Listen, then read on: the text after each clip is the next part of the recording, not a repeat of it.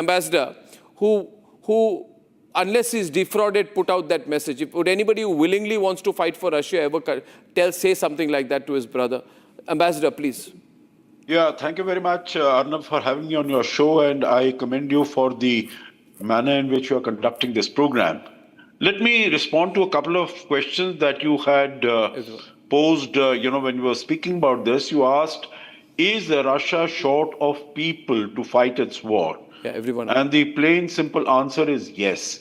You see, if it was not short of war, it would not be getting 11,000 soldiers from North Korea to fight its war.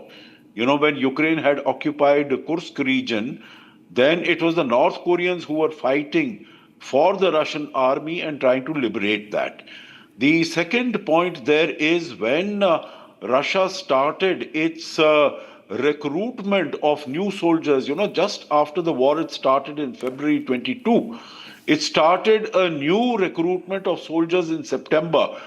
There was a huge exodus of young men and women from Russia, which went out to these various countries, whether it was Kazakhstan, Kyrgyzstan, Uzbekistan, Armenia, etc., because they also did not want to fight for Russia. These young people, they don't want to sacrifice their lives fighting this war.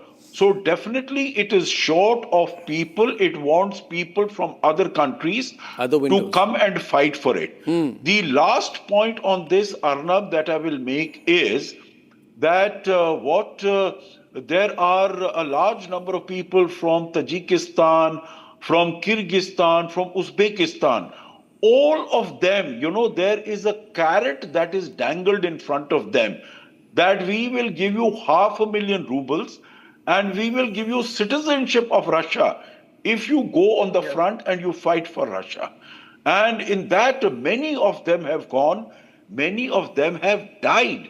I keep going to these countries, and these countries have said that by law it is made illegal if any of our citizens is forced to go and fight for Russia on the border. So similar is the case with India, whether it is students or it is people who have gone to work there, a normal sort of, type of work. They are hoodwinked and they are made to go to the front to fight the war. And, one of the case that we are talking about is this. India has taken up this issue, and this is the last thing that I will say. India has taken up this issue at the highest level. Prime Minister Modi has raised this issue with Mr. Putin, and he has got assurance not once but twice at that level that all the Indians will be repatriated to India without any delay.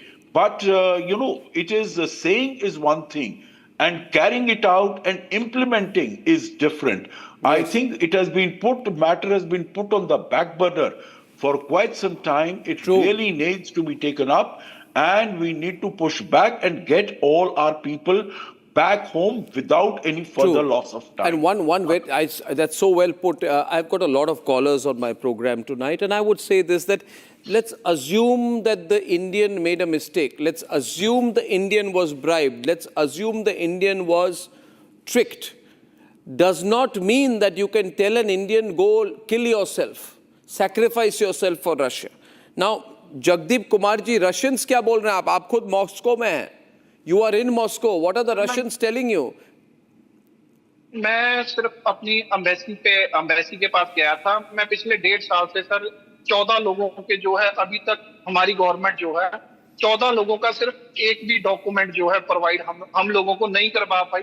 यहाँ पे अगर document किसी के पास नहीं है तो कोई किसी को नहीं जानता सर. मैं बार बार अपनी अम्बेसी से भी रिक्वेस्ट करता रहा हूँ, टाइम